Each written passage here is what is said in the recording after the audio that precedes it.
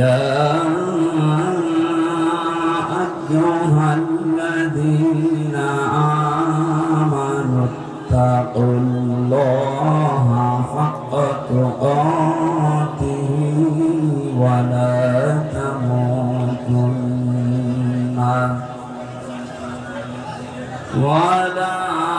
تموتن إلا وأنتم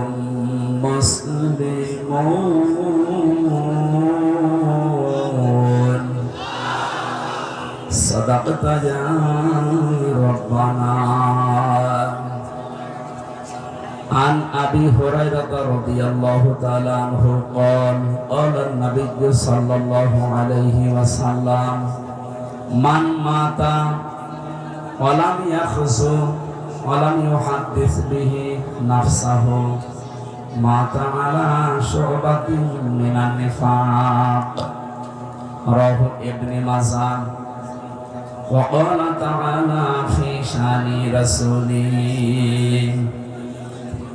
وما زادهم إلا إيمانا وتسليما. اللهم صل على سيدنا مولانا. আলহামদুলিল্লাহ, বাংলাদেশের ঐতিহ্যবাহী জেলা যশোর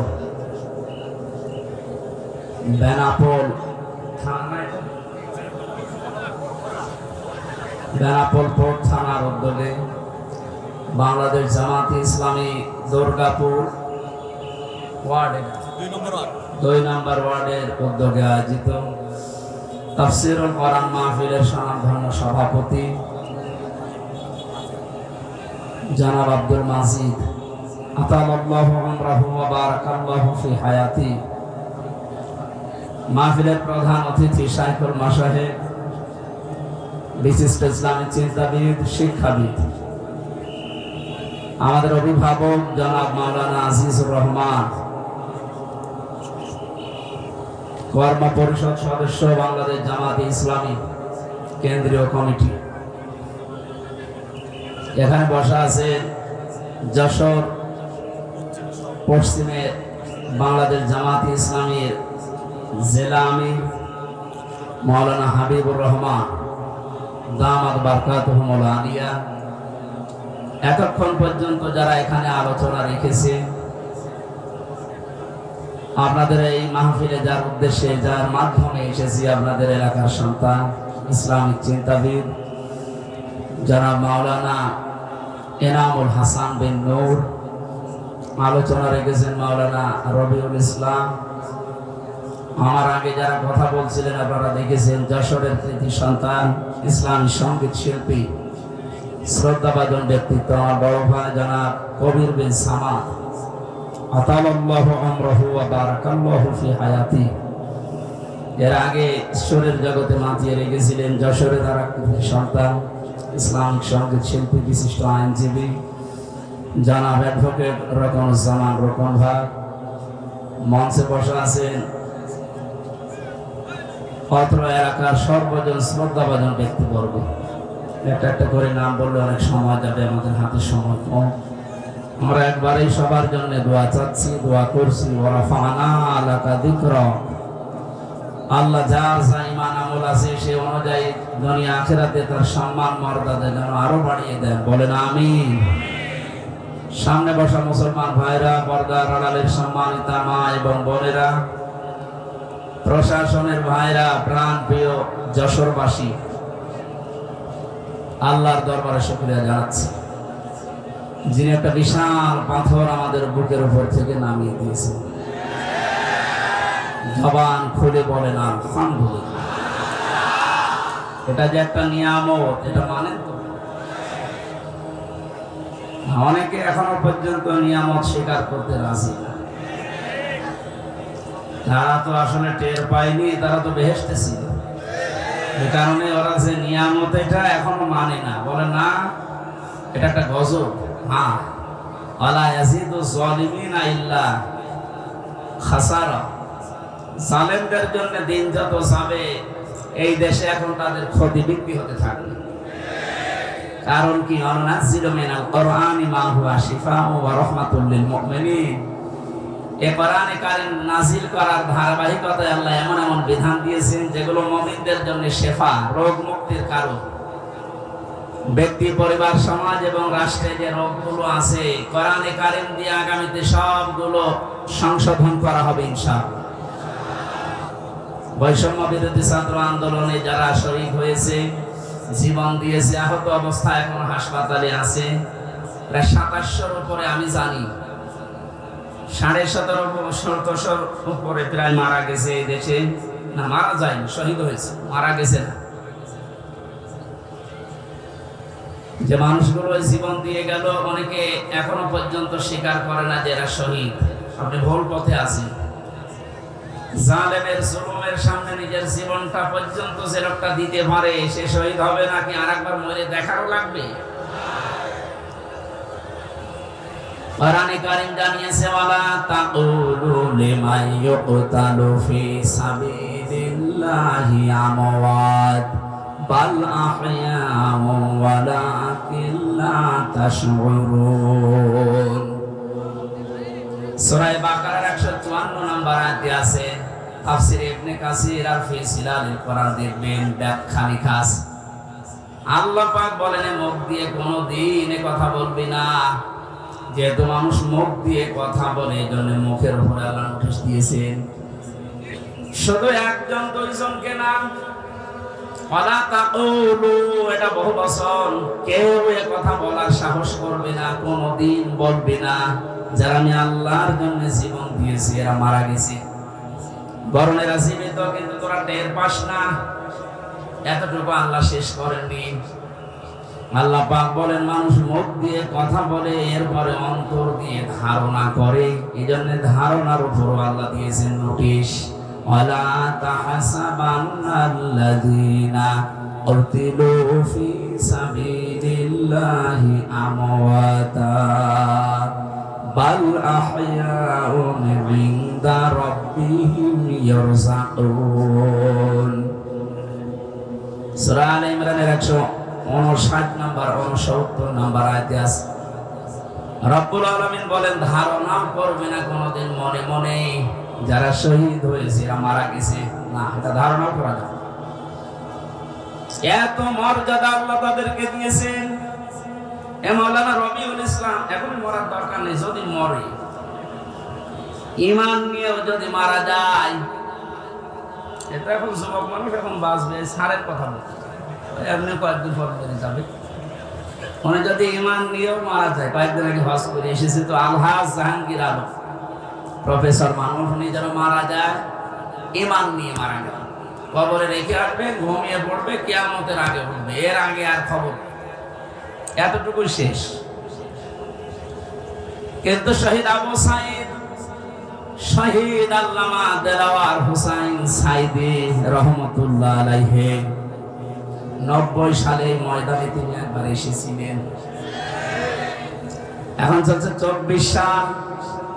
এই 34 বছরের ভেতরে এখানে আর কোরআনের কথা এভাবে মনে হয় হয়নি।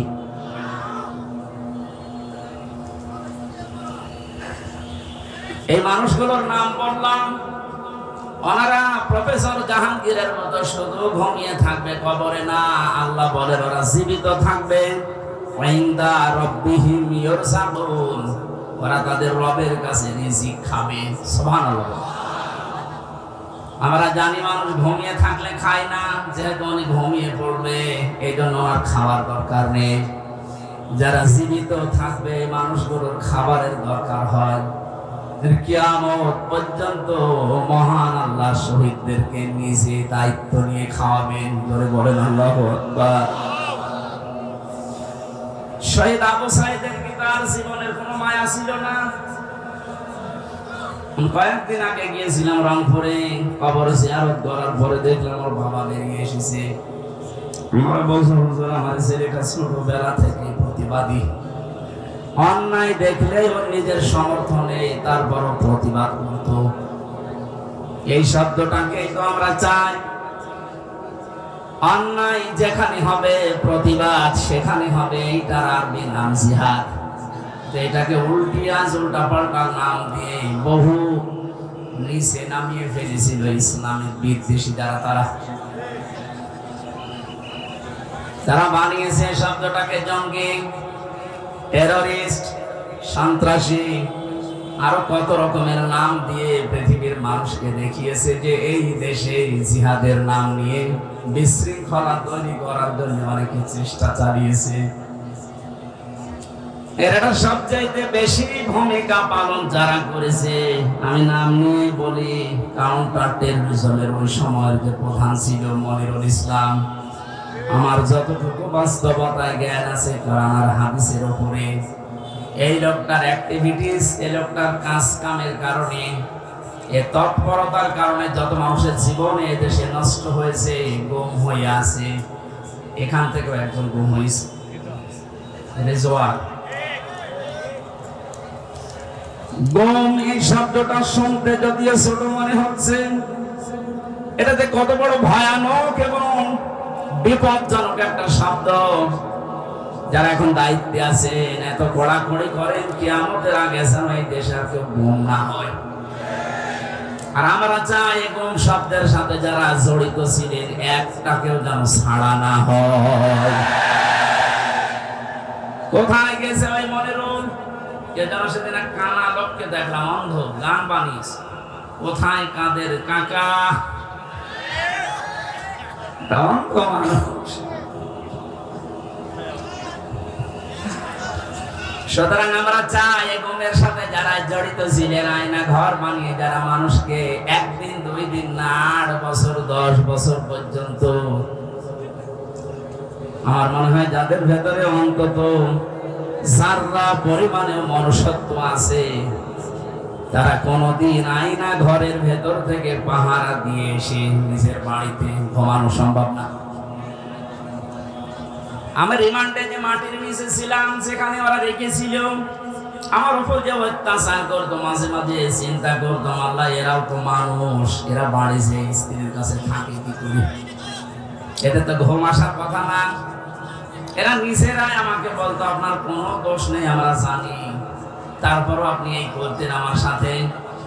কালো কাপড় দিয়ে চোখ বেঁধে, হাত পেছনে বেঁধে রেখে, মাথায় দড়ি দিয়ে টাঙিয়ে রাখতেন, আর আপনি বাড়ি যে ঘুমাতেন, ঘুম আসতো কি করে? তার মানে মনুষ্যত্বের যাত্রা পরিমাণ একটা কিছু ছিল না। এরা মানুষের বাইরে চলে গেছে।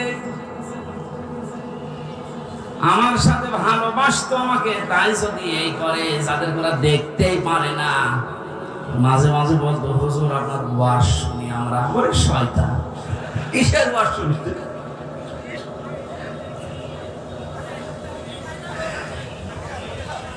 আমি এখান থেকে একটা মেসেজ দিতে যাচ্ছি, যেহেতু রেকর্ড হচ্ছে। আর শুধুমাত্র হারুন, বিপ্লব, বেনজির এদেরকে নিয়ে আলোচনা হচ্ছে না, আলোচনা বেশি হওয়া দরকার এটা মনিরুলকে নিয়ে। বহু মানুষের জীবনে লোকটা নষ্ট করেছে এই জঙ্গি নাটক সাজিয়ে, বিশ্বের কাছে দেখাতে চেয়েছে হ্যাঁ এদেশে এরকম কিছু আছে। 2 টাকা খরচ হলে সেখানে 20 টাকা রাষ্ট্রের খরচ করেছে। এই লোকটা শাস্তি হওয়া দরকার, নয়তো সামনে এরকম বহু শয়তান পেতে আছে, ওরা এসে আবার এটা চালু করবে। একে যদি সেভাবে শাস্তি দেওয়া দরকার ওইভাবে দেওয়া যেত, সামনে এসে অন্যায় হবে বলে আশা করছি বন্ধ হয়ে যেত। কথা বলেন ঠিক কিনা? আমার মনে হয় আয়না ঘরটা একেবারে বিলুপ্ত না করে রেখে দেওয়া দরকার। তাম পৃথিবীর মানুষেরা কিয়ামত পর্যন্ত এই পৃথিবীতে যারা আসবে, বাংলাদেশে যারা দেখতে আসবে, এরা যেন দেখে বোঝে যে এই দুনিয়ায় বাংলাদেশ নামক যে দেশ ছিল, এ দেশে একটা জালেম ছিল। 1628 জন মানুষ দায়িত্বে ছিল, তার ভেতরে একজনের হাত খোলা ছিল, আর বাকি 1627 জন মানুষের হাত সব বাঁধা ছিল। গত কয়েকদিন আগে আমার যত মামলা ছিল সব ঢিসমিস হয়ে গেছে, সব বেকসুর খালাস দিয়ে দিয়েছে। আমি মনে করলাম মাননীয় আদালতকে প্রশ্ন করে যে মাননীয় আদালত, এই মামলা তো 3 বছর আপনার কাছে ছিল, প্রত্যেক মাস 2 মাস 3 মাস পরে পরে মামলা আপনার কাছে আসতো। 3 বছরে কতবার এসেছে, আপনি কোনোদিন এই মামলার রায় দিলেন না। আগে বলতেন যে হাত বাঁধা, এখন হঠাৎ করে রায় দিয়ে, শুধু রায় না বেকসুর খালাস, তার মানে আপনি প্রমাণ করে দিলেন যে আমার কোনো দোষ নেই। কথা বলেন না কেন? আমার কোনো দোষ পাইনি, এই জন্যই তো আমাকে বেকসুর খালাস দিয়েছে। তাহলে আমার 3টা বছর যে নষ্ট করে দিলেন, কেড়ে নিলেন, যেভাবে কষ্ট দিলেন, আপনাকে জেলখানার কন্ডেম সেলের ভেতরে আমারে রাখলেন। আমি চাই আমার মামলার আয়ু ওই মিজান থেকে শুরু করে একেবারে উপরে যিনি বসা ছিলেন, যারা এর সাথে জড়িত, প্রত্যেককে আমার মতো 3 বছর শাস্তি দেওয়া হোক। বেশি বলে ফেললাম না? বেশি না। পাইনা কবতুম ফাআকিবু বিমিসলি মা উকিবতুম বি। যতটুকু অত্যাচারিত তুমি হও, ওই পরিমাণে যদি করো, কোনো গোনা নেই। আমি তো এইটাই চাচ্ছি। আপনি আমার উপরে যা করেছেন, আমারটা আমি বললাম। ব্যারিস্টার আরমানের উপরে যা করেছেন 8 বছর, আমাকে তো 1 তালা মাটির নিচে নিয়েছিলেন, আর ওরে নিয়েছে 3 তালা মাটির নিচে। আজান কি, দিন কখন রাত কখন আমরা জানতাম না, আন্দাজে ইশারায় নামাজ পড়তাম। এই কঠোর অবস্থা 1 দিন 2 দিন হলে মেনে নেওয়া যায়, 8 বছর আর কল্পনার বাইরে চলে যাবে। এরপরও অনেকে সাফাই গাছে যে কি করেছে, তারা কুকুরের মতো তাড়িয়ে দিলেন। আজকে তার ছেলে স্ট্যাটাস দিয়েছে, বাংলার মানুষেরা আমার মাকে কুকুরের মতো বিদায় করে দিয়েছে। লজ্জা করেনি কথা বলতে, কি বলছে না বলছে, মাথা খারাপ হয়ে গেছে। কেন কুকুরের মতো তাড়িয়ে দিয়েছে? তার বাস্তবতায় আয়না ঘর। আমার যতটুকু বাস্তব জ্ঞান আছে, এদেশের 18 কোটি মানুষকে যদি এই জালেমরা যা করেছে, 18 কোটি মানুষ সবাই বলে আমরা মাফ করে দিলাম, উদার হয়ে। ব্যারিস্টার আরমানের বউ জীবনও মাফ করবে না।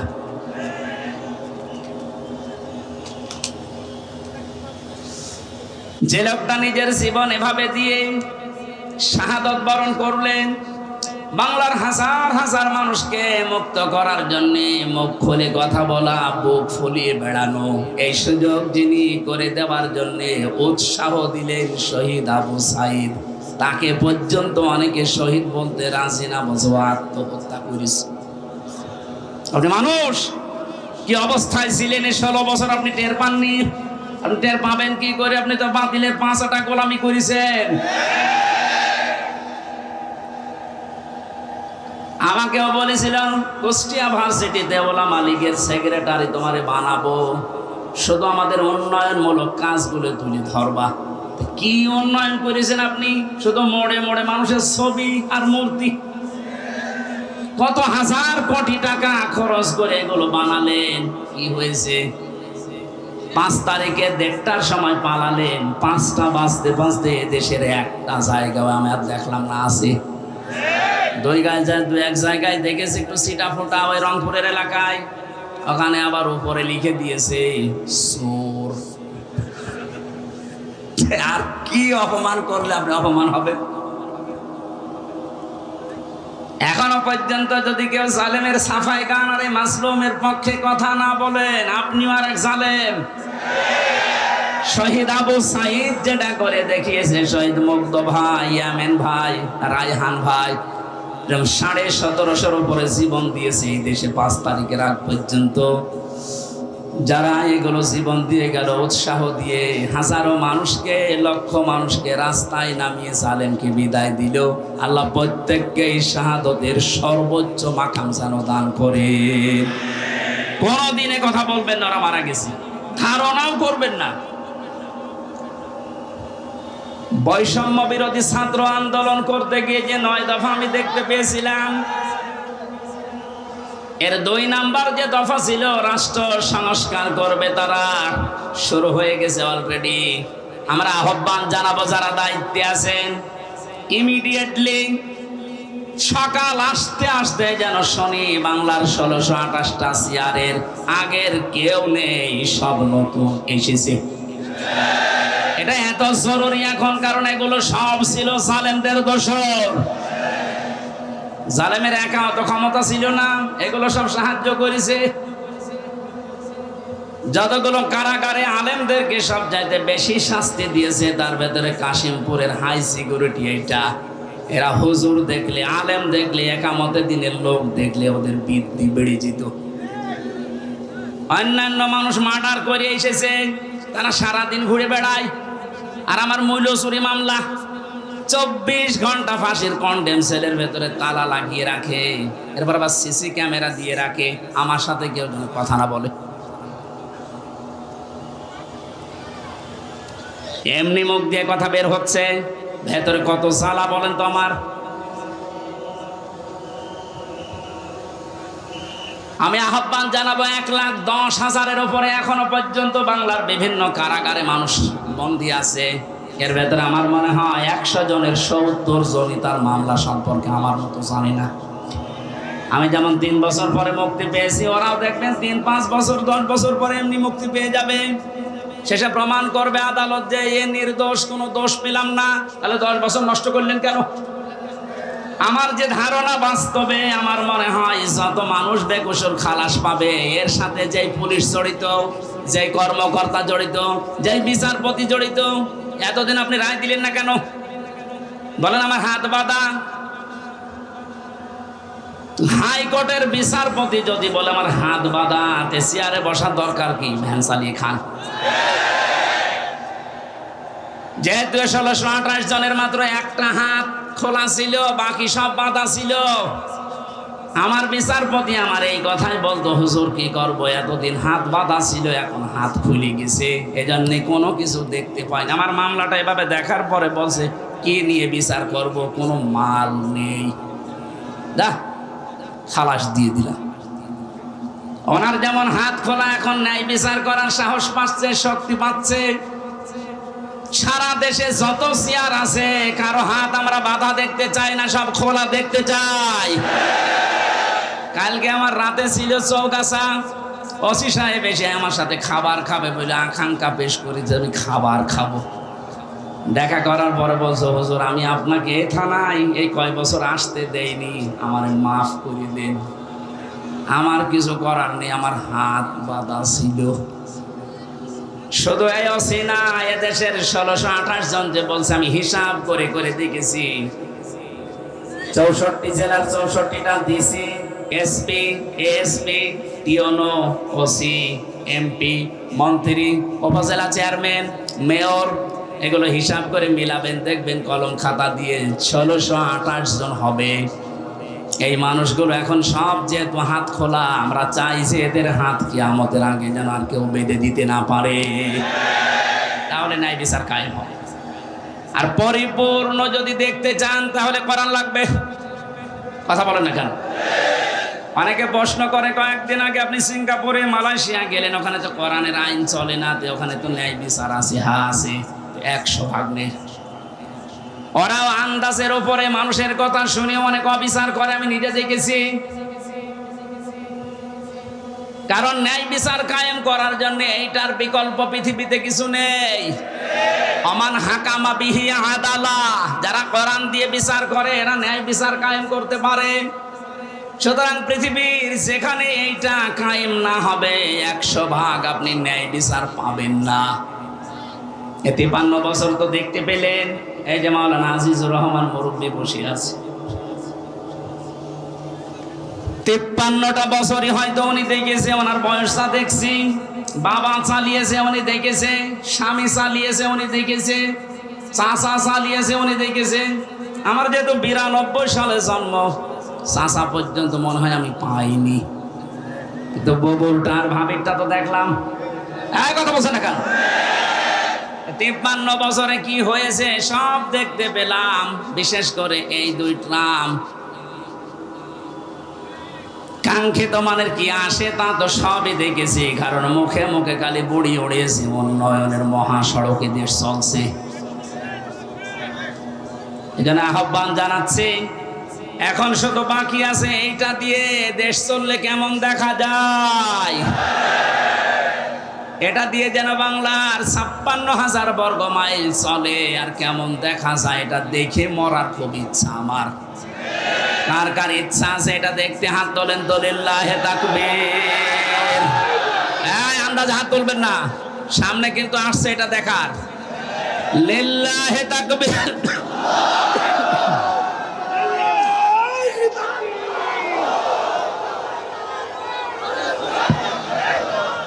আল কোরআনের আলো, আল হাদিসের আলো, বলবে এবার সোনার দেশ জামাত ইসলামী বাংলাদেশ, বলবে এবার সোনার দেশ। আমি একটা হাদিস বলছি, এবার দেখেন তো এটা মানা যায় কিনা। না, 98% সঠিক আর 2% সমস্যা আছে নাকি? এদেশে এক দরবেশ বলে না যে কোরআনেও সমস্যা আছে, এতে মেজর না, বলে নাই দরবেশে? আমি এখন যে হাদিস বলছি কি 98% না 100% সত্য? 100% সত্য যদি বিশ্বাস করেন মানবেন তো? আন আবি হুরায়রা রাদিয়াল্লাহু তাআলা আনহু قال قال النبي صلى الله عليه وسلم মান ইত্তাবাআল হুদা বিগাইরিল কুরআন আদাল্লাহুল্লাহ। তিরমিজি শরীফের হাদিস, যে 6টা গ্রন্থ হাদিসের অথেন্টিক আছে তার ভেতরে এটা একটা। আল্লাহর নবী জানিয়েছেন এই পৃথিবীতে কোরআন বাদ দিয়ে কেউ যদি কোনো জায়গায় ভালো হওয়ার নিয়তেও যায়, আল্লাহ নিজে দায়িত্ব নিয়ে তাকে গোমরা বানিয়ে দেয়। আর আমরা জানি গোমরা মানুষ যাবে কোথায়? আরো জোরে, জোর হলো না, বলেন আর একবার। এবার হাদিসের বাস্তব ব্যাখ্যা শোনেন। কোরআন যেখানে নেই, এখানে যদি আপনি ভালো হওয়ার নিয়তেও চান, আপনাকে খারাপ বানানোর দায়িত্ব হামজার। তাহলে দল্লায়া দিল্ল দিত, আপনি নিজেই নিজেকে খারাপ বানিয়ে ফেলেছেন। এটা যেহেতু ভাবে ইফাল থেকে এসেছে, বাংলা অর্থ দাঁড়িয়েছে আপনি হয়তো ভালো হওয়ার নিয়তে কোনো জায়গায় গিয়েছিলেন, কিন্তু সেখানে কোরআন ছিল না, কোরআনের কর্মসূচি চলে না, আপনি গেলেন কেন সেখানে? এই জন্য আল্লাহ নিজে দায়িত্ব নিয়ে আপনাকে গোমরা বানাবে, আর গোমরা মানুষ যাবে। সুতরাং আজকের এই ময়দানে গরমে শুধু আসা না, কঠিন একটা সিদ্ধান্ত নিয়ে যাওয়া লাগবে। কোরআন যেখানে নেই, ওই দরবার যদি আমার বাবাও কায়েম করে, ও দরবারে আমি নেই। কোরআন যে রাজনৈতিক দলে নেই, যাদের কর্মসূচিতে কোরআন নেই, ওই রাজনৈতিক দলের প্রতিষ্ঠাতা যদি আমার বাবাও হয়, আমি ওই দলে নেই। কারা কারা এটা মানতে পারবেন দেখি? আমরা হাত তুলবে না কিন্তু। দেখেন তো, হাত তোলেনি কে? দেখেন তো। নারে তাকবীর, আল কোরআনের আলো, সংসদে চলো, নারে তাকবীর। পুলিশের হাত তোলার দরকার নেই, পুলিশ তো নিরপেক্ষ থাকবে, পুলিশ হাত না। তারপরও আপনাদেরও কোরআনের পক্ষে থাকা লাগবে। আপনি কি জাহান্নামী হতে চান? এটা আমি আর কি করার জন্য, খেলা করার জন্য বলি না। কোরআন যেখানে নেই, সে যে দল হোক, যদি জামাতে ইসলামী বাংলাদেশের ভেতরে কোরআন না থাকে, কোরআনের কর্মসূচি না থাকে, এই দলে থাকা, এখানে সাপোর্ট করা হারাম, বলেন। কিন্তু কোরআন যদি থাকে, কোরআনের কর্মসূচি থাকে, ওখানে সাপোর্ট করা, রায় দেওয়া, ভোট দেওয়া, সমর্থন দেওয়া, সুপারিশ করা ফরজ, নামাজের মতো ফরজ, বলেন। আমার মনে হয় মাহফিল আজকে হয়ে গেছে। যদি আপনি মেনে নিতে পারেন তাহলে মোনাজাত করে দিন, কে ওয়াজ করব। আর আজকে আমরা তেলাওয়াত করেছি গুরুত্বপূর্ণ একটা আয়াত, সূরা আলে ইমরানের 102 নম্বর আয়াত। আমরা তো জন্মের পর থেকে আয়াতটা শুনছি, কিন্তু 3টা বিষয়ের ভেতর আল্লাহ এমন ভাবে সাজিয়েছেন, যেহেতু তাফসীরুল কোরআন মাহফিল লিখেছেন, আমরা হক আদায় করার একটু চেষ্টা চালাচ্ছি ইনশাআল্লাহ। জবান খুলে আগে একটু তেলাওয়াত করেন। আউযু বিল্লাহি মিনাশ শাইতানির রাজিম। বিসমিল্লাহির রহমানির রহিম। ইয়া আইয়ুহাল্লাযীনা আমানু তাকুল্লাহা হাক্কা তুকাতিহি ওয়া লা তামুতুন্না ইল্লা ওয়া আনতুম মুসলিমুন।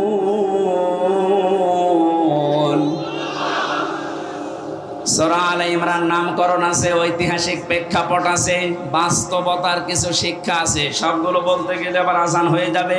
আমি শুধু এখান থেকে যে শিক্ষাগুলো বের করতে পেরেছি ওইগুলো আপনাদেরকে আমি শোনাচ্ছি। আল্লাহ প্রথমেই ডাক দিয়েছেন শুধু ঈমানদারকে। এই আয়াতের মুখাতেব যারা, তারা ঈমানদার। কোনো বেঈমান এই আয়াতের ভেতরে নেই। এখানে যদি কোনো বেঈমান থাকেন আপনি চলে যান। দেখেন তো কোনটা যাচ্ছে না, এটা না। বেঈমানের আর ঈমানের কি পার্থক্য? মানে আমি যে ঈমানদার এটা বোঝা যাবে কখন? ইদা সাররাতকা হাসানাতুকা ওয়া সাআতকা সাইয়্যাতুকা ফাআনতা মুকমিন। সাহাবী প্রশ্ন করলেন, হে নবী, আমার যে ঈমান আছে আমি কিভাবে টের পাবো? বিশ্ব নবী বলেন, যখন তোমার ভালো কাজগুলো তোমাকে আনন্দ দেবে, অন্যায় কাজ দেখলেই তোমার কষ্ট লাগবে, তখন বুঝবে যে তোমার ঈমান আছে। ও বেনাপোলবাসী, এই বেনাপোলে এমনও মানুষ আমি পেয়েছি, ভালো কাজ দেখলে করলে ওর আনন্দ লাগে না, কষ্ট লাগতো। এই ময়দানে এনামুল হাসান আমার মাহফিল নিয়েছিল। এখানে যিনি ওই সময় দায়িত্বে ছিল, কি অপূর্ব নাকি নাম যেন, সে যে হাসান হোক, এতটুকু মনে আছে আমার। লোকটা আমার নিজে জানিয়েছে, আপনি যেন যশোর পার হবেন না, মনে হচ্ছে দেশ ওর বাবার। এখন মামলা খেয়েছে, এখন টের পাচ্ছে। ওর যে অন্যায়ের ফেরেশতা দেখলাম, ফেরেশতা যদি ওরে ধরে ওর বাপ বলার সময় দেবে না।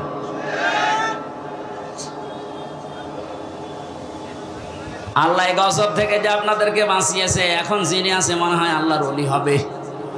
আল্লাহ ওনাকে হায়াতে তাজ্জেবা সিহাত।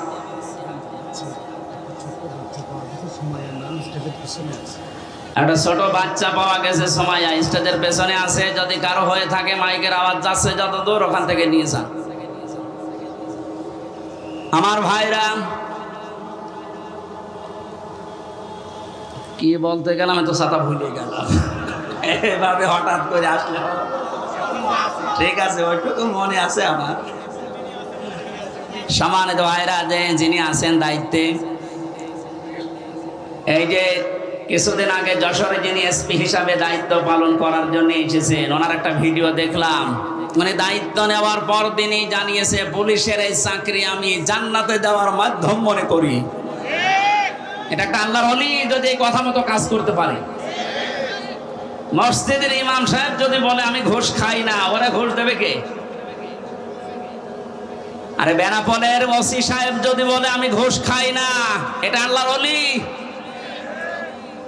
কারণ একেবারে আল্লাহর সব খুলে দিয়েছে। সুতরাং যিনি দায়িত্বে আছেন, আল্লাহ যেন তার ভেতরে যশোরের এসপি সাহেবের মতো আল্লাহর ভয়, আখিরাতের ভয়, জান্নাতের আশা ঢুকিয়ে দেন। বলেন আমিন। আমি ওসি সাহেবের জন্য দোয়া করছি। বিশাল আয়োজনে অনেক আঞ্জাম দিয়েছেন, অনেক পুলিশ সদস্য পাঠিয়ে, যদিও পুলিশরা দাঁড়িয়ে আছে, কিছুই করছে না। আপনারা কোনো ঝামেলা হলে একটু দেখেন ভাই, আশা করছি হবে না। এখন কিছুদিন আগে বাংলাদেশ জামাতে ইসলামী কুষ্টিয়া জেলা শাখার উদ্যোগে 550 আলেমকে দাওয়াত দিয়েছিল। সব ঘরানার আলেমরা এসেছিল।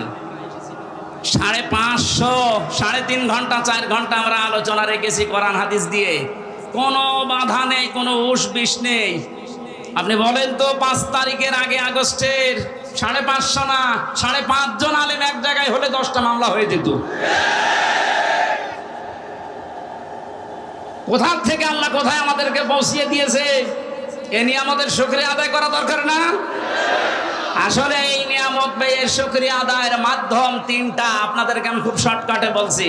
পৃথিবীতে যে কোনো নিয়ামত যদি পান, নিয়ামতের যে শুকরিয়া আদায় এতদিন শুনেছেন যে আলহামদুলিল্লাহ বললেই হয়ে গেল না, এটা একটা বাক্য।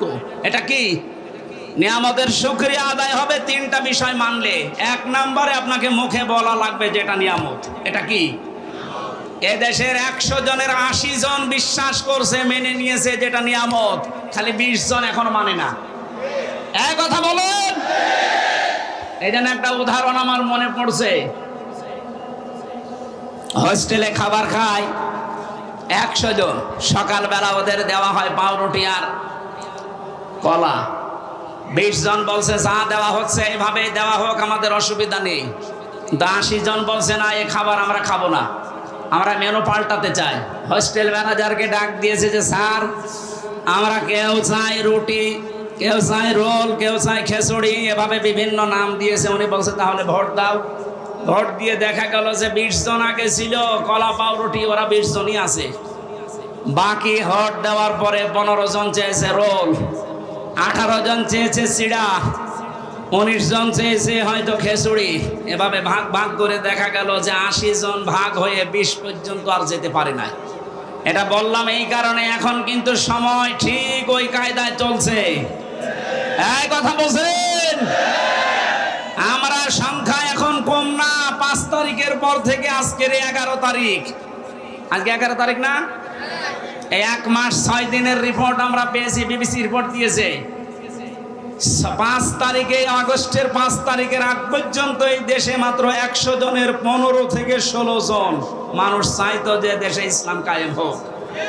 কিন্তু 1 মাস 6 দিনের ব্যবধানে গতকালকের রিপোর্ট এই দেশে এখন 41 জন, কয়েকদিন আগে 36 জন ছিল, এখন 100 জনের 41 জন মানুষ চাচ্ছে যে এই দেশে ইসলাম কায়েম হোক। এভাবে যদি কিছুদিন যেতে থাকে আপনি দেখবেন 51% মানুষ যদি চায় যে দেশে আল্লাহর আইন দিয়ে চলুক, কোনো মহারথী আর বাধা দিয়ে ঠেকাতে পারবে না ইনশাআল্লাহ।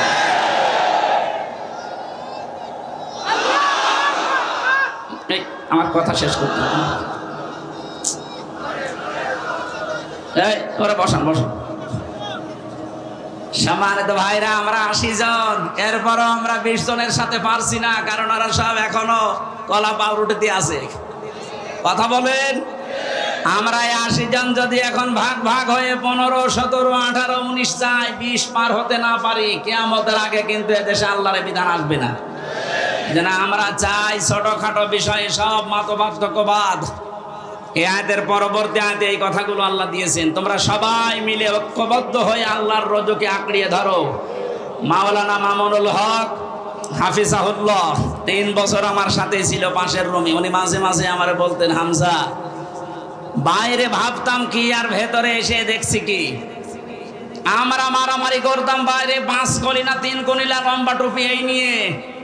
মওদুদি রহমতুল্লাহ আলাইহির এই ভুল আমরা ধরতাম। কেউ হাত বাঁধা নিয়ে, কেউ মোনাজাত নিয়ে ফতোয়াবাজি করতাম। আর এখানে এসে বাস্তবতায় কি দেখছি, বাইরে যদি যেতে পারি, কথা দিয়ে গেলাম তোমার সাথে, বাইরে যেতে পারলে সব ছোটখাটো বিষয় বাদ আমরা সব এখন আল্লাহর দিনের জন্য এক হব। আমি দেখতে পাচ্ছি উনি ওনার কথা রাখতেছেন। সব ঘরানার ইসলামী মাইন্ডের হোক আর যারা উদারপন্থী এই দেশে আছে জালেম বাদ দিয়ে, তারা সব এখন প্রায় এক হয়ে গেছে। যেহেতু এটা ফরজ উনি উপলব্ধি করেছে। উনি তো আর আমার মতো ছোটখাটো হুজুর না, শাইখুল হাদিসের বেটা শাইখুল হাদিস। এক কথা বলেন না কেন? যে সিদ্ধান্ত নিয়ে উনি এগিয়ে এসেছেন। আর যেভাবে মানুষ ছাড়া দিচ্ছে দেশের সব ইসলামপন্থী মানুষেরা, সামনে একটা সম্ভাবনা আমি দেখতে পাচ্ছি। ভেতরের অবস্থাটা বাইরে এসে এখন যেটা বুঝলাম, আমার আল্লাহ মনে হয় চাচ্ছেন যে তার কালাম দিয়ে আমাদের এই দেশটা চলুক। এই জন্যে পাঠাতে হবে ডিপজলকে, মিশান সওদাগরকে, পরিমণিকে পাঠাবেন, যাকে মাওলানা আজিজুর রহমান। কথা বলে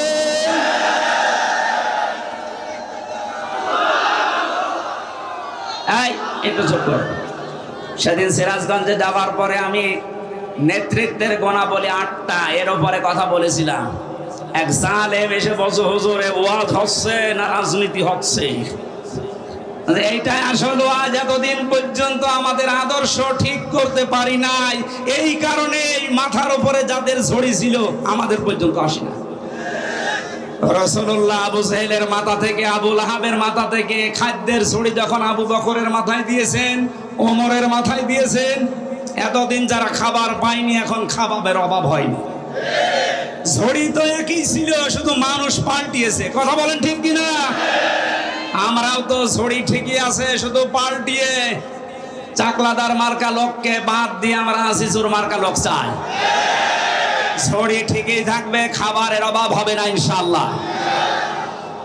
আপনি কি বেশি বলে ফেললাম? না না, কিসের বেশি, কম হয়ে গেছে। আমি যেটা বিশ্বাস করছি কোরআন পড়ে কোরআন দেখে সেইটাই আমি জানাচ্ছি। খালি ঝড়ি পাল্টিয়ে দেন, এদেশে কোনো কিছুর অভাব নেই, শুধু সৎ নেতৃত্ব আর যোগ্য বন্টনের অভাব। এই কারণে আমরা খাবার পাই না। এগুলো ফিরিয়ে দেন, দেখেন কি হয়। আপনাদের এলাকা তো সাক্ষী, মাওলানা রিয়াসাত আলী এক কথা বলছেন না কেন? এই পাশের যে ফাঁসের থানায় ছিল কে, মুহাদ্দিস আবু সাইদ, এর চাইতে জ্বলন্ত সাক্ষী আর কি চান? দিয়ে দেখেন তো এরকম মানুষকে। আমি কথা দিয়ে যাচ্ছি, যদি যা বলছি না মেলে, আমি জীবনে মাহফিলে আর কোরআনে কথা বলবো না, আপনাদের মতো হয়ে যাবো। যান। এই জন্য আল্লাহ ভালো কাজ দেখলে যদি আমাদের ভালো লাগে, আনন্দ লাগে, অন্যায় দেখলে যদি কষ্ট লাগে, দুঃখ পান, বুঝবেন যে আপনার ভেতরে আর যা থাক ঈমান আছে। এইরকম ঈমানদারকে আল্লাহ ডাক দিয়েছেন, ইত্তাকুল্লাহ, আমি আল্লাহকে ভয় করো। তাকওয়ার ব্যাখ্যা এতদিন পর্যন্ত কি শুনেছেন আমি জানি না। অনেকে মনে করে তাকওয়া মানে বিশাল জুব্বা গায়ে দিয়ে, পাগড়ি মাথায় দিয়ে, হাতে একটা তসবিহ নিয়ে শুধু এই সারের মতো পান খাবেন। না না, উনি পান খায় এই জন্য বলছে না। আমি দেখেছিলাম বাস্তবে পাবনায় একবার, এক হুজুর আমার আগে ওয়াজ করছে, আমার ভাইরা, আমার এই পীর এত বড় আল্লাহর ওলি প্রতিদিন 30টা করে পান খায়, প্রতি পানে হাকিমপুর জর্দা খায়। মরিদরা বলছে সুবহানাল্লাহ। এইটাই যদি সুবহানাল্লাহ হয়, নাউজুবিল্লাহ হবে কোন জর্দায়? আপনাদের এলাকায় যেহেতু এই জিনিস তৈরি হয়, এই জন্য ওই জিনিসের কথা তো বলা যাচ্ছে না। এটাকে এখনো তৈরি হচ্ছে। আমি আকিস গ্রুপে চাকরি করতাম আদ্দিন হাসপাতালে ঢাকাতে। ডাক্তার মোহাম্মদ মহিউদ্দিন আকিস সাহেবের বড় ছেলে, বলেছিলাম স্যার এই অখাদ্য কুখাদ্য একটু বাদ দিয়ে অন্তত খাদ্য তৈরি করেন মানুষের। ওনারা মনে হয় এটা বেঁচে দেওয়ার কথা। কি করেছে আমি তো 3 বছরের ভেতরে আমি আর জানি না। তো এই যে এইরকম দৃশ্য দেখলে আমরা আল্লাহর ওলি মনে করি, তাকওয়াবান মনে করি না। তাকওয়া হচ্ছে যেখানে যিনি দায়িত্ব পালন করবেন ওই জায়গাতে শিক্ষা এবং দীক্ষা নিয়ে, কথাগুলো খেয়াল করেন, যেখানে যেই লোকটা বসবে, দায়িত্ব পাবে, ওই বিষয়ের উপরে তার শিক্ষা লাগবে, প্রশিক্ষণ লাগবে, এবং বাস্তবে সে যেন সুচারুরূপে কাজটা আঞ্জাম দিতে পারে। এর আরবি নাম তাকওয়া। এইটাই করতে চাই বাংলাদেশ জামাত ইসলামী এবং ইসলামী ছাত্র শিবির। আমি বাস্তব দেখছি, এই কারণে বলছি, যোগ্যতা সম্পন্ন মানুষ শিক্ষা এবং দীক্ষা দিয়ে জায়গায় তুলে দেন, আল্লাহর কসমে দেশটা দাঁড়িয়ে যাবে ইনশাআল্লাহ। একটা নাস্তিক, আল্লাহ বিশ্বাস করে না, অধ্যাপক আনিসুর রহমান, এই লোকটা ঘোষণা দিয়েছে বাংলাদেশ জামাত ইসলামী এবং ছাত্র শিবিরের হাতে 5টা বছর তুলে দেন। উনি গ্যারান্টি দিচ্ছে দেশে দুর্নীতি, চুরি, অন্যায়, অবিচার সব 5 বছরে বিদায় নিয়ে চলে যাবে।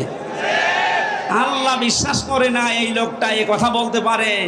আর আপনি একটু নামাজও তো পড়েন, নামের আগে হাজি আছে, তাও আপনি বিশ্বাস করেন না। আপনি ফিরে এসে দেখেন কি হয়। আমার বংশের 100 জনের 98 জন ছিল এই জালেমের পক্ষে। আগস্টের 5 তারিখের বিকাল আসতে আসতে আমারে কল দিয়ে বলছে, বাবাজি আমরা সব পাল্টিয়ে গেছি, মানে সব আমরা এখন জামাতে ইসলামী, এখন জামাতে ইসলামী। ওরা বুঝে ফেলেছে যে জালেমরা এই পৃথিবীতে আর প্রতিষ্ঠিত হতে পারবে না, কারণ আমরা 80 জন, ওরা মাত্র 20 জন। কথা বলেন না কেন? এজন্য ছোটখাটো বিনা বিষয় নিয়ে আর গন্ডগোল করা যাবে না। সব বাদ, সব এখন আমরা এক হব। ৮০ জন যদি এক জায়গায় হতে পারি, সত্য কথা বলছি, কিয়ামতের আগে দেশ থেকে আর কোন জালেম চেয়ারে বসতে পারবেন ইনশাআল্লাহ। এজন্য আমাদের উচিত হচ্ছে তাকওয়ার যে ব্যাখ্যাটা আধুনিক বললাম, হ্যাঁ তাকওয়া মানে আল্লাহর ভয়, তাকওয়া মানে নিষিদ্ধ কাজ ছেড়ে দেওয়া আছে। তা আসল ব্যাখ্যা এইটা, আর এইটাই জামাত ইসলামী বুঝেছে। এজন্য যোগ্যতা সম্পন্ন মানুষ তৈরি করা, শিক্ষা দেওয়া, প্রশিক্ষণ দেওয়া, ওই জায়গা চালানোর মতো কোয়ালিটি তৈরি করে বসিয়ে দেওয়া, এটা যদি সত্যি আমরা করতে পারি, এই তাকওয়া, আল্লাহ কি জানিয়েছেন?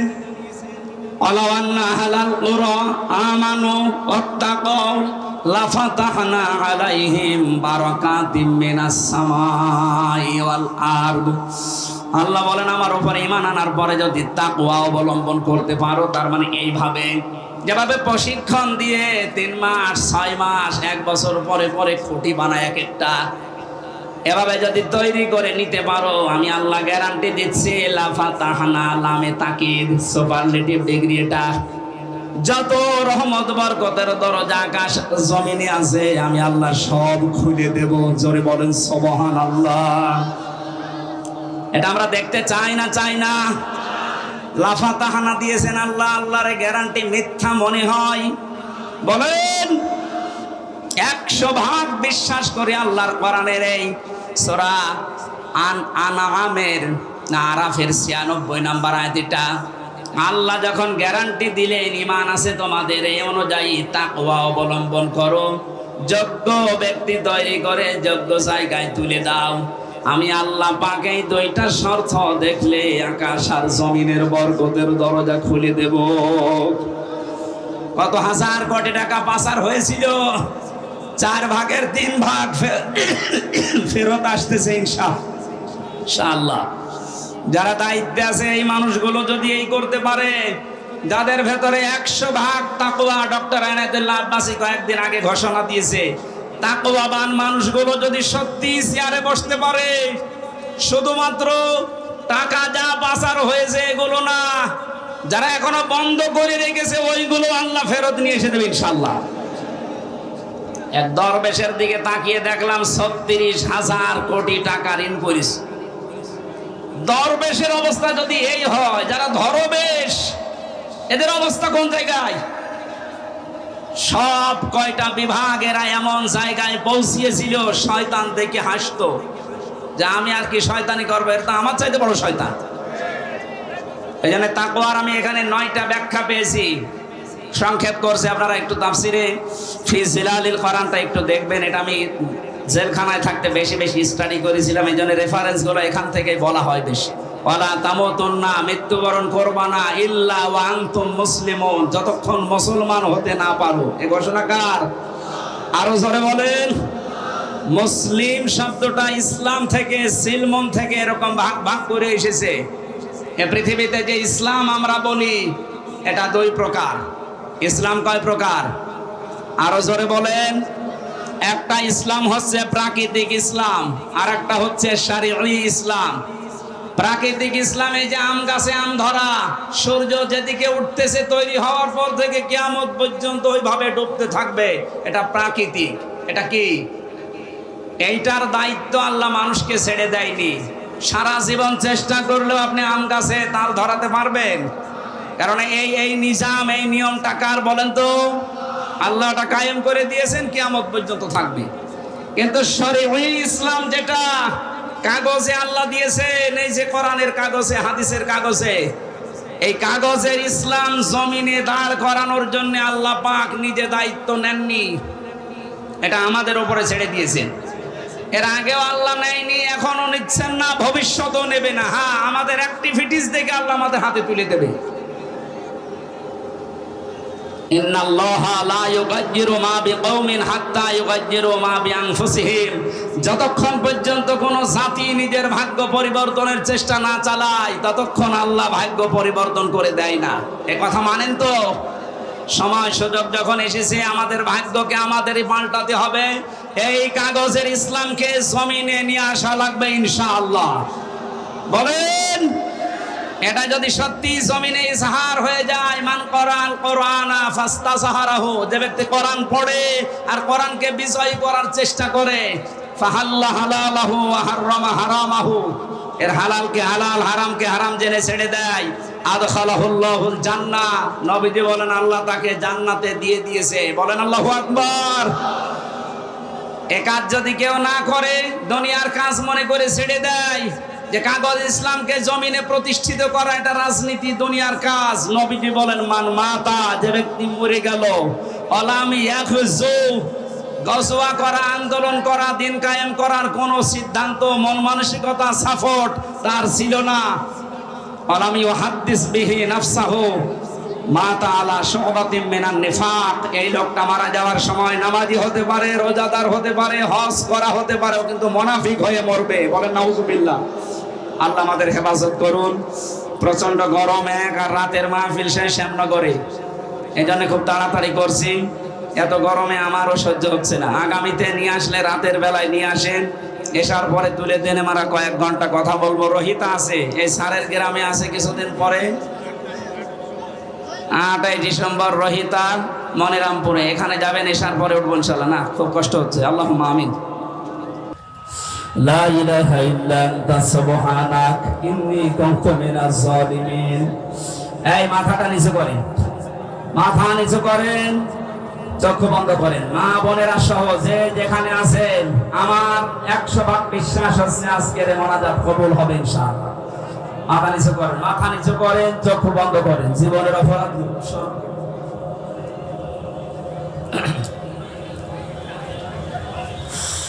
ربنا ظلمنا أنفسنا وإن لم تغفر لنا وترحمنا لنكونن من الخاسرين। ও আরশের মালিক, দিনের বেলা হাজারো কাজ আমাদের ছিল, সব বাদ দিয়ে তোমার কোরআনের জন্য ছুটে এসেছি। তুমি তো বলেছো আমার দিকে এক পায়ে কি আসলে আমি তার দিকে দৌড়িয়ে যাই। দেখো আমাদের এখানে এমন মানুষ বসে আছে, 5টা মিনিট তার জন্য বের করা সম্ভব না, এত ব্যস্ত। সব বাদ দিয়ে তোমার কোরআন বোঝার জন্য, শোনার জন্য যারা ছুটে এসেছে, এদেরকে তুমি অমরের মতো তুলে নাও। জিরো থেকে হযরতে ওমরকে যেভাবে হিরো বানিয়ে দিয়েছো আল্লাহ, যশোরের এই মানুষগুলোকেও তুমি কোরআনের ইজ্জতে হিরো বানিয়ে দাও। মাহফিলের সওয়াব যদি দিয়েই থাকো, আল্লাহ তাআলা সাইফুল ভাই সহ, এনামুল হাসান বিন নূর সহ যত মানুষ এই মাহফিলে রাত দিন, একটা দিন পুরা পেয়েছে, একটা রাত পুরা পেয়েছে, না ঘুমিয়ে না খেয়ে সারা রাত সারা দিন ধরে যারা জান্নাতের বাগান সাজিয়েছে, এদেরকে তুমি উত্তম প্রতিদান দাও। যারা স্বেচ্ছাসেবকের দায়িত্ব পালন করছে আল্লাহ, যে প্রশাসনের ভাইগুলো আজকে দায়িত্ব পালন করেছে, এদেরকে যে মা পেটে নিয়েছে, মায়ের পেট তুমি খাদিজার মতো বানিয়ে দাও। হাজার হাজার লক্ষ লক্ষ মা বোনেরা এখানে বসে আছে পেছনে, আইলেদেরকে তুমি আয়েশার মতো, ফাতিমার মতো বানিয়ে দাও। অনেকের এমন রোগ আছে, মানুষের কাছে বলতেও পারে না, তোমার কাছে বলছে আল্লাহ তুমি শুনতেছো। যাদের যে রোগ দিয়েছ আল্লাহ শেফায়ে কামিলা যেন নসিব করে দাও। তোমার হাবিব জানিয়েছে, বান্দা যখন গুনার কথাগুলো স্মরণ করে, পেছনের অপরাধগুলো মনে করে, চোখের পানি এক ফোঁটা ফেলতে পারে, আল্লাহ পাক তার পেছনের অপরাধ শুধু মাফ করে দেয় না, জায়গাগুলো নেকি দিয়ে পাল্টিয়ে দেয়। দেখো কত মানুষ এখানে বসে আছে, মাথা নিচু করে, চক্ষু বন্ধ করে, জীবনের অপরাধগুলো স্মরণ করে করে তারা কাঁদতেছে। আল্লাহ বড় আশা নিয়ে আমিও হাত তুলেছি, আমাদের জীবনের একটা অপরাধ আর বাকি রেখো না। শয়তানের ধোঁকায়, নফসের জালে পড়ে আমরা অপরাধ করেছি, আমরা স্বীকার করছি, গোপনে না, আমরা প্রকাশ্যে ঘোষণা করছি আমরা অপরাধী। আমরা অপরাধী, আমরা স্বীকার করে নিলাম। আল্লাহ, আদম নবী আমাদের আদি পিতা, তিনি অপরাধ স্বীকার করেছিলেন, তুমি মাফ করে দিয়েছো। শয়তান অপরাধ স্বীকার করার পরে স্বীকার করে না, অপরাধ করার পরে যেন তুমি মাফ করো না। আমরা শয়তানের মতো না, আমাদের বাবা আদম নবীর মতো আমরাও মাথা নিচু করে ক্ষমা চাচ্ছি। আল্লাহ সত্যি আমরা অনুতপ্ত, আমরা অনুশোচনা করছি, স্বীকার করছি সবার সামনে আমি হামজা অপরাধী। আল্লাহ তুমি মাফ করে দাও। আস্তাগফিরুল্লাহাল্লাযী লা ইলাহা ইল্লা হুয়াল হাইয়ুল কাইয়্যুম ওয়া আতুবু ইলাইহি লা হাওলা ওয়ালা কুওয়াতা ইল্লা বিল্লাহিল আলিয়্যিল আযীম।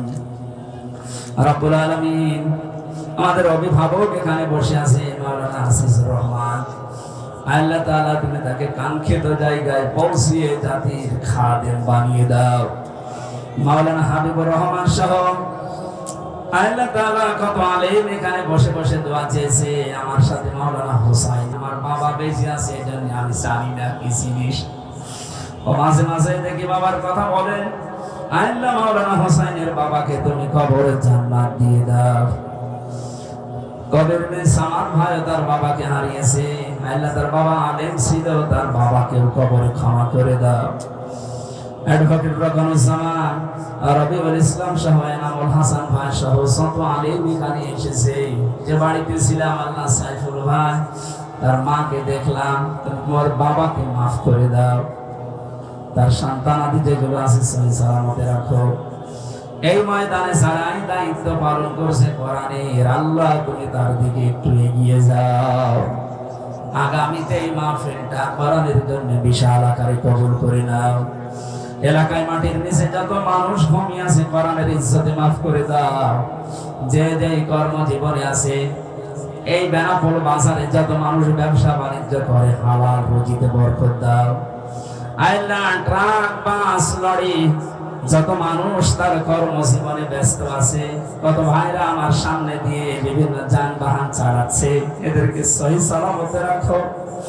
রাস্তায় তুমি এদের বিপদ দিও না, এদের হালাল রুজিতেও তুমি বরকত দিয়ে দাও। বারাকাল্লাহু লানা ওয়া লাকুম ফিল কোরআনিল আযীম। কখন কার মরণ চলে আসে জানি না। আজরাইলকে দেখার সঙ্গে সঙ্গে যেন পড়তে পারি লা ইলাহা ইল্লাল্লাহু মুহাম্মাদুর রাসূলুল্লাহ।